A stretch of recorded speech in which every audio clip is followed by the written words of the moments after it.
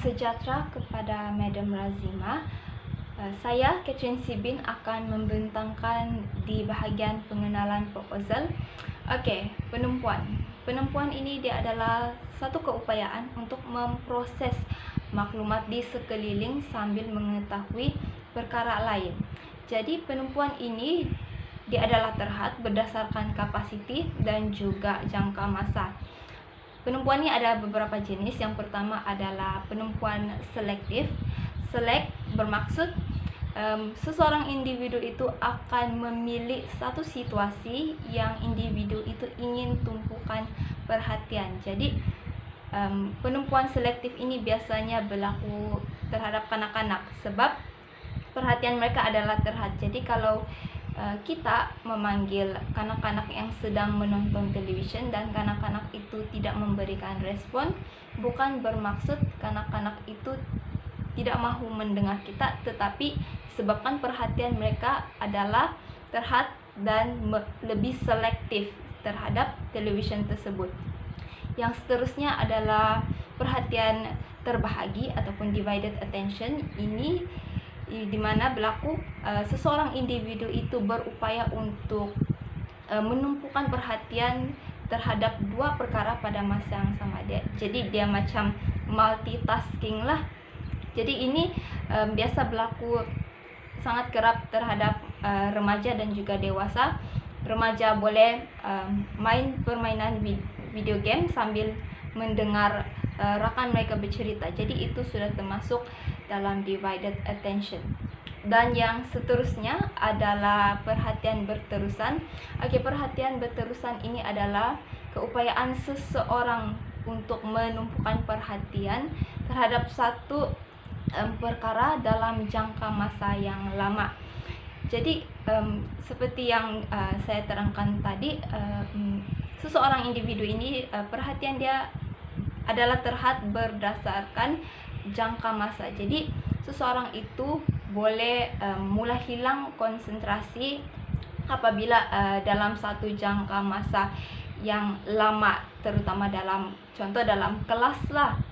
Jadi perhatian berterusan ini dia mampu untuk menumpukan perhatian dalam satu jangka masa yang lama. Contohnya pelajar itu dia boleh belajar tanpa diganggu dalam masa 1 jam. Itu adalah perhatian berterusan. Hai, nama saya Jesmond Anak Anthony. Oke, saya akan sambung sedikit pada bagian pengenalan dan menerangkan sedikit tentang perhatian eksekutif, mengarahkan perhatian, dan multitasking. Oke, dalam kajian yang kami hendak lakukan, yaitu melibatkan keperluan tumpuan atau perhatian. Oke, yang pertama adalah perhatian eksekutif. Perhatian eksekutif merangkumi perancangan tindakan, mengalokasikan perhatian pada tujuan, pengesanan kesalahan dan pempasan, memantau kemajuan tugas, dan menangani keadaan baru atau sukar. Tambahan lagi, perhatian eksekutif melibatkan mengarah perhatian untuk terlibat dalam fungsi kognitif tahap lebih tinggi. Seterusnya adalah multitasking. Oke, multitasking ini terdapat dalam beberapa case yang melibatkan pemisahan perhatian bukan hanya antara dua aktiviti, tetapi antara 3 atau lebih. Mungkin merupakan perhatian utama yang terbahagi. Oke, sekian dari saya. Terima kasih.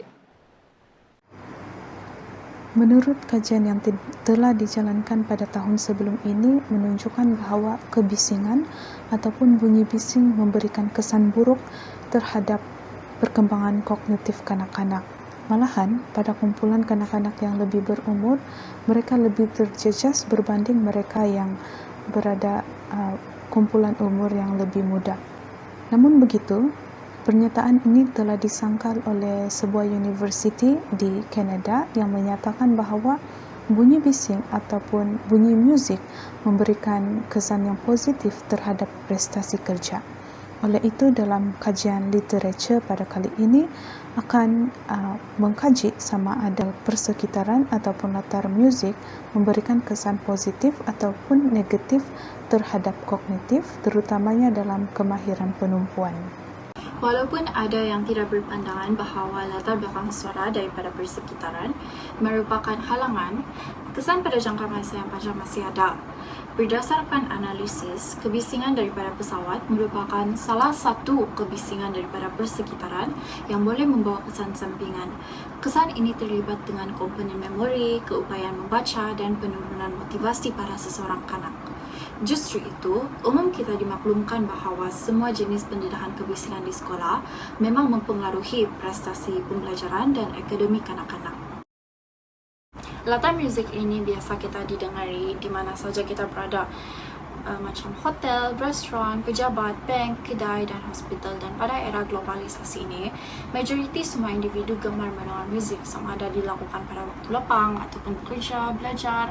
Walaupun begitu, penyelidikan telah buktikan bahawa kebanyakan pelajar yang suka mendengar muzik sepanjang masa mereka belajar pun hanya dilakukan pada masa yang tertentu. Dan terdapat beberapa kajian yang telah dilaksanakan mengenai pengaruh latar muzik ini terhadap prestasi dalam tugasan kognitif yang telah menunjukkan peningkatan dalam memori episodik, skor IQ, kelajuan memproses verbal dan visual, kemahiran aritmetik, membaca dan pembelajaran bahasa kedua. Walaupun ada beberapa latar muzik yang dapat membantu dalam menurunkan tahap kegelisahan, stres, pada masa yang sama ia juga dapat mengacau dan mengalihkan perhatian. Dengan erti kata lain, walaupun mereka rasa lebih santai, mereka juga tidak dapat memberi tumpuan yang secukupnya untuk menyelesaikan tugas yang diberikan. Selain itu, sudah lama para sarjana menyatakan bahawa emosi kita dapat ditingkatkan daripada rangsangan muzik disebarkan terus ke korteks cerebrum manusia. Penelitian yang telah dijalankan menunjukkan bahawa bunyi bising ataupun muzik berpotensi besar mempengaruhi kualiti kerja. Dan muzik juga dapat mempengaruhi tingkah laku sama ada secara kualitatif maupun kuantitatif. Namun begitu, satu kajian yang telah dijalankan pada tahun 2017 menunjukkan bahawa terdapat pengaruh negatif terhadap tumpuan yang disebabkan oleh latar belakang musik.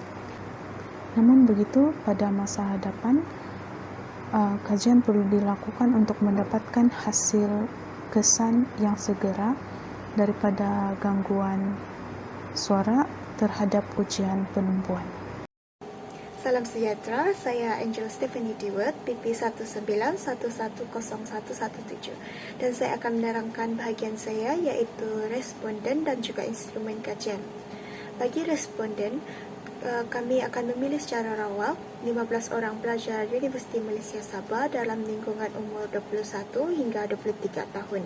Dan bagi reka bentuk eksperimen kami memilih within subject design, di mana responden kami akan diletakkan kepada dua situasi, iaitu yang pertama dengan kehadiran musik sambil bermain game, dan yang kedua dengan tiadanya kehadiran musik sambil bermain game.